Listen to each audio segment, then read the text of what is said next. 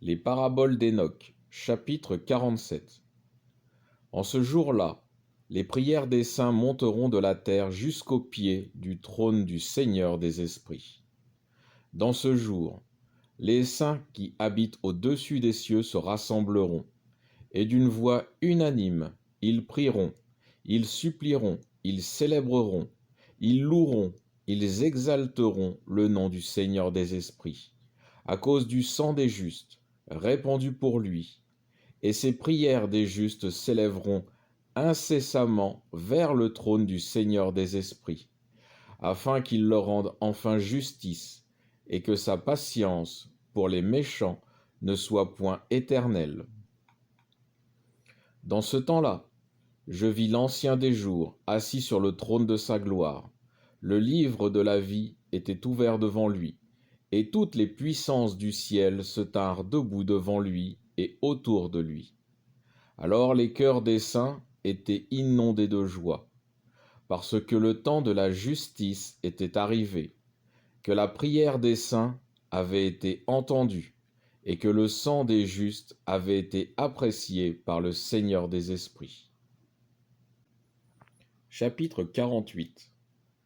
Dans ce temps-là, j'aperçus la source de la justice qui ne tarissait jamais, et d'où s'émanait une multitude de petits ruisseaux, qui étaient les ruisseaux de la sagesse. C'est là que tous ceux qui avaient soif venaient boire, et ils se trouvaient soudain remplis de sagesse, et ils faisaient leur demeure avec les justes, les élus et les saints. Et à cette heure, le Fils de l'homme fut invoqué devant le Seigneur des esprits, et son nom devant l'Ancien des jours. Et avant la création du soleil et des astres, avant que les étoiles ne fussent formées au firmament, on invoquait le nom du Fils de l'homme devant le Seigneur des esprits. Il sera le bâton des justes et des saints. Ils s'appuieront sur lui, et ils ne seront point ébranlés. Il sera la lumière des nations.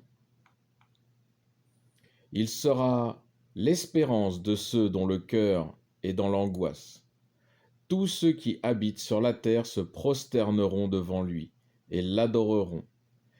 Ils le célébreront, le loueront. Ils chanteront des louanges du Seigneur des esprits. Ainsi, l'élu et le mystérieux a été engendré avant la création du monde, et son existence n'aura point de fin. Il vit en sa présence, et il a révélé aux saints et aux justes la sagesse du Seigneur des esprits, car c'est lui qui leur conserve la portion de leur héritage. Car ils ont haï et repoussé loin d'eux ce monde d'iniquité. Ils ont détesté ses œuvres et ses voies, et n'ont voulu invoquer que le nom du Seigneur des esprits.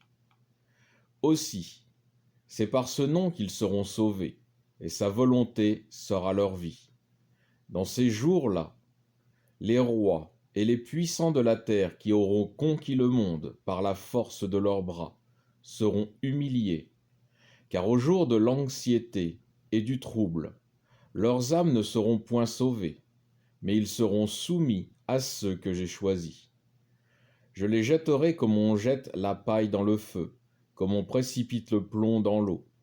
Ils brûleront en présence des justes. Ils seront submergés aux yeux des saints, et on n'en trouvera pas même la 10e partie. Mais au jour de leur trouble, la paix régnera sur la terre.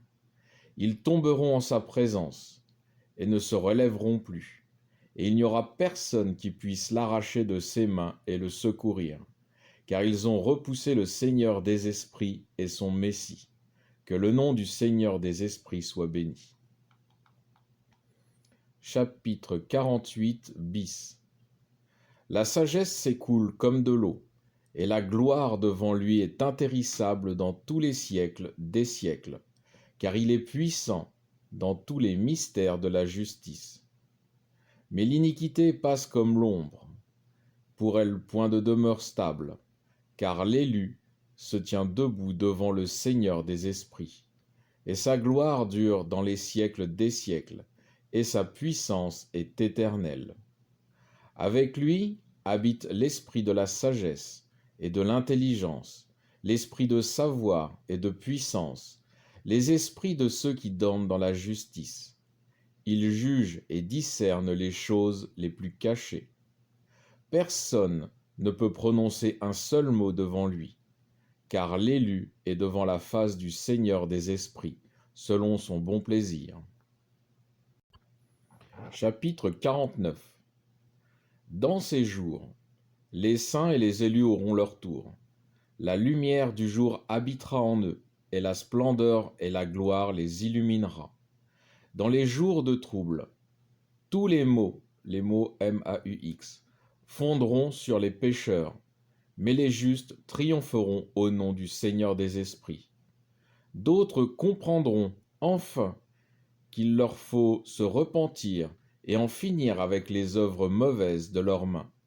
Ils comprendront qu'ils n'ont pas à attendre de louanges devant le Seigneur des esprits, mais qu'ils peuvent encore être sauvés par son nom.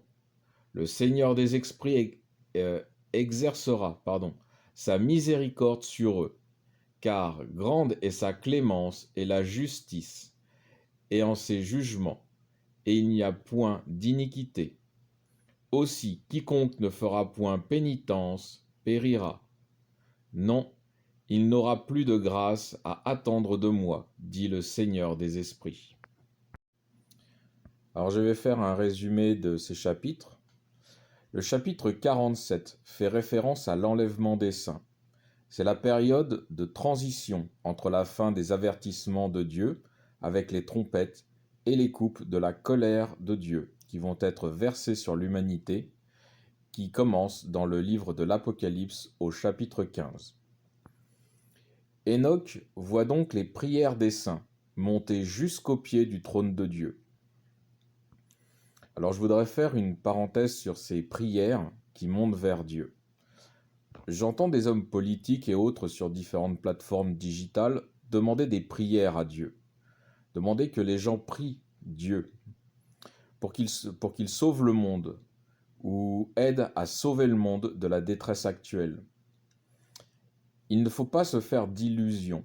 Les prières qui sont demandées par les dirigeants et reléguées par leurs médias indépendants ne sont pas pour le bien de l'humanité, mais pour l'avènement de l'Antichrist. Pourquoi ?